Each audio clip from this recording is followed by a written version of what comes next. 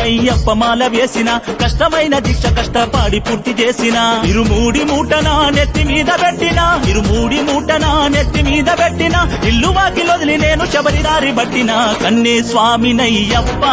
నేను కత్తి స్వామినయ్యప్ప గంటా స్వామినయ్యప్ప నేను గదా స్వామినయ్యప్ప కన్నే స్వామినయ్యప్ప నేను కత్తి స్వామినయ్యప్ప